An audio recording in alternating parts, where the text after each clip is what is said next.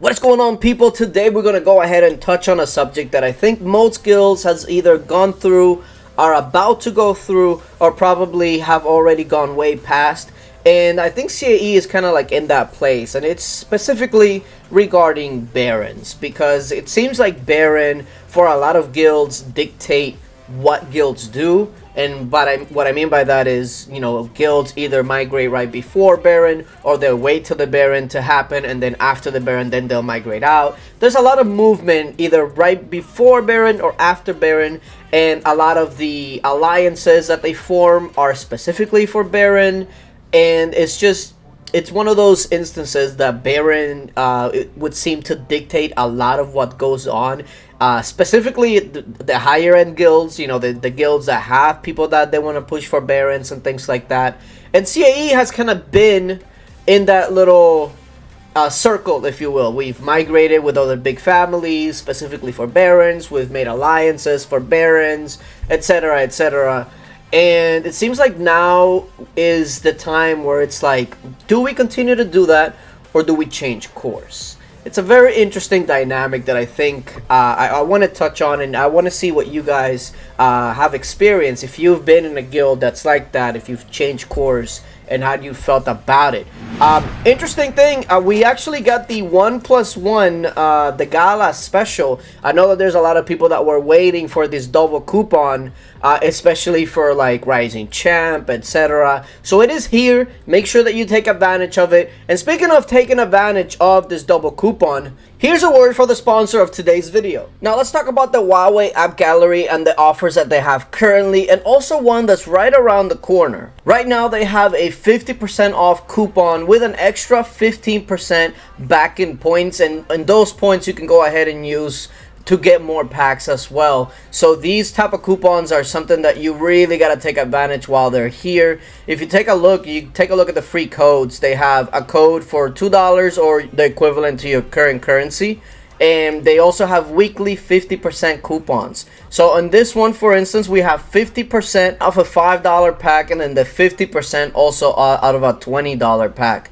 So these are coupons that you can go ahead and claim and use. And the one thing that you have to make sure that you do is follow the link that's going to be in the description and in the comment section. You got to go ahead and download Appgallery, and then once you download Appgallery, from there you have to download Lords Mobile. Now it's going to be different from the one that you usually use from like the Google Store. This is the one that you're going to download and use directly, so don't get them confused. Now once you do that, log into your account, and then you can go ahead and start using these coupons. Another thing to note is to make sure that you have your location set to either New Zealand, UK, Ireland, or Australia, because this is where these offers are. So if you set it to somewhere else, you're not going to be able to use these offers. So make sure that you do that. And as we continue to look here, there's also a lot of other things that they offer. And as you can see, $1, depending on the currency that you use, would be 1 Huawei point.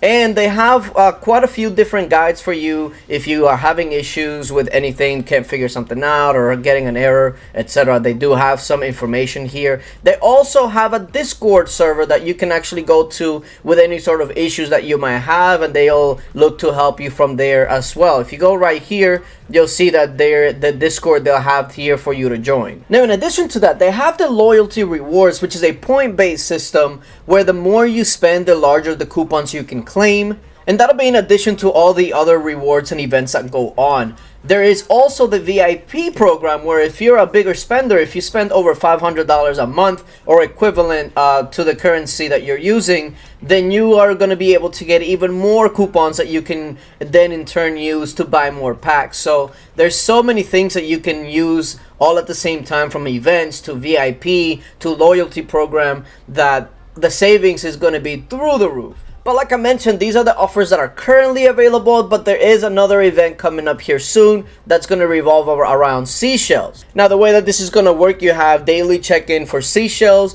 and some of those seashells you can actually use to have a lucky draw to win some prizes. and those seashells you can in turn also use for coupons. So that's how you go about it. You collect these seashells and you can either do the lucky draw, or you can try and exchange them for some coupons that you can take advantage of. So make sure that you're taking advantage of all of these deals that are coming out on the Appgallery, because they are very, very beneficial for you. Like I mentioned before, make sure that you click the link down in the description and in the comment section. That way you can get started with your savings using Huawei Appgallery. And if you're going to be creating a new account, it's going to be a great way to support me and the channel as well. Now, the reason a lot of these players are chasing Barons is because obviously the Baron Jewel, which is the main thing that people would want to get. So if we take a look at our Baron and we go over to the Baron's Horde, you see here that the Hawk Jewel was the one that's up for grabs this time around. Infantry attack 15%, cavalry attack 15%, essentially giving you 30% stats, and that is 50% more attack than a regular jewel that you would use. So if you use an infantry jewel, it would be 20%, but it would just be that 20%. So this one will give you 30%. Not only that, there's 3 different ones. You got infantry cav, you got infantry range, and then you have cav range. And at least a while ago, these jewels were like the cream of the crop, because they were just the easiest way to boost your stats by the time you were maxed. And that was the best thing to do. Now, the problem is that, especially since these last couple of updates with Astrolight, but specifically with artifacts, it's leaving these jewels kind of like less important, because the stats that you would gain from this, if somebody else have been focusing on artifacts and you haven't, they're gonna just way outstat you no matter how many Baron Jewels you have. And there's also another factor that kind of made Baron Jewels a little bit less viable, and that was the Assault Jewels. Now, the Assault Jewels only come with army attack, but at gold, it does give you 10% army attack. And if you do the math, a Baron Jewel gives you 30% attack, an Army Assault Jewel gives you 10% army stats, though, which in turn that is essentially 30%. So it matches what a Baron Jewel gives for you. The only downside to the Army Attack Jewel is that you can only use one in an item, whereas Baron Jewels, if you have different variations of them, you can do 2 Baron Jewels and a Champion Jewel. But who's actually putting 2 Baron Jewels in one item outside of the people that have won 12, 20 Barons as it is, right? Like LH people, essentially. So all of those factors, right? The Army Attack Jewel making people that are newer to the game, that have had no shot at Barons, they're basically able to get Baron level jewels with this Army Attack Jewel. Then you have artifacts that are just dwarfing any sort of stats that you could get before, whether it was Castle Stars, whether it was gear, even Astrolight. Artifacts don't go anywhere. Like Astrolight gear, if you take it off, there goes your stats. Artifacts, they just stay there. So all of those situations have made Baron Jewels be less and less something that people should be focusing on. And then the other thing is, for Baron, the Barons also do give you points that give you other jewels that you can use. But the thing is, you can still do that without having to actually go with a huge family. And it might actually be better for you if you just hunt for kills rather than actually be pushing for somebody and waiting on a timer forever and ever and ever. So if you're looking to get Barons, but then not necessarily are going for the actual Baron Jewel and just the jewels that you get with points, that's still viable.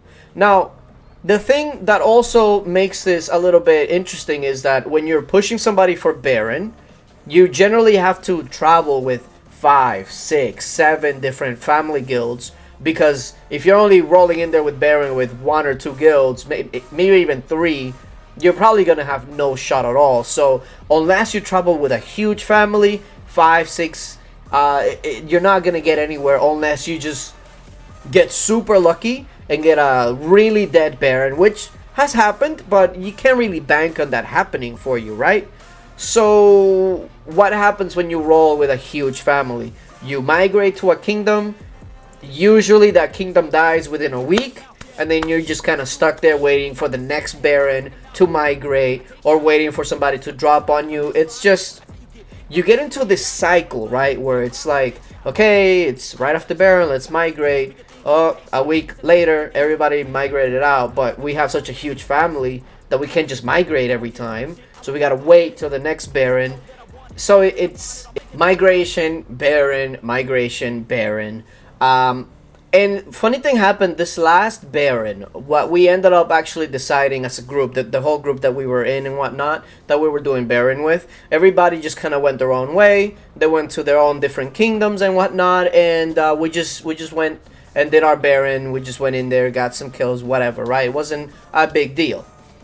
Now, we went to a smaller kingdom that we had a little bit of competition, but nothing too crazy, right? I guess you can say a mid-sized kingdom. And it was okay. It wasn't, you wouldn't classify the kingdom as dead or anything like that, although it's dead now because everybody has migrated out, but that's not unusual, right? Especially if when you're traveling with 6-7 guilds. We're used to that happening essentially. But I noticed something when we were in this kingdom. Not only were we still rallying essentially daily around the same amount of targets that we would normally rally in these huge kingdoms, right? But the activity seems to be the same or even better. And the good side to it was that we didn't have so many people worried about, oh, I got a shield for X amount of time. I can't let my shield drop ever. Because, you know, if you're rolling with a family of 6-7, essentially you're probably going to meet up with another family, and you know how that goes. If you let your shield drop and they get a good hit on you, you're going to have 6 or 7 rallies on you like this, right? So it was kind of interesting to see the dynamic of like a medium-sized kingdom coming from all these huge kingdoms all the time. And I gotta say, it was actually not bad. We had a decent wonder battle. We didn't have to go up against all these like Astrolite, Max artifacts, all of this, the big boys that we would never match up with either way, right? And that was actually pretty good. Now, here's the crossroads that CaE is in, right? We can continue and maybe look for more guilds or go back to the group that we had. Not this coming Baron, but the next. We can get back together and travel again, 5-6 guilds, push for Barons and whatnot, or we can stay going to medium-sized kingdoms and just not have Baron dictate everything we do. There is drawbacks to that, though. Of course, when you're going to mid-sized kingdoms, migration would then become an issue. And if you take a look at CaE right now, we do have a couple of big boys, you know, in the 2.5, 2.3, 2.2. If you go into mid-sized kingdoms, you essentially want to be somewhere in the 2 billion, if that. And of course, we're a bunch of fatties at the top, so stuff like that we might have to clean up.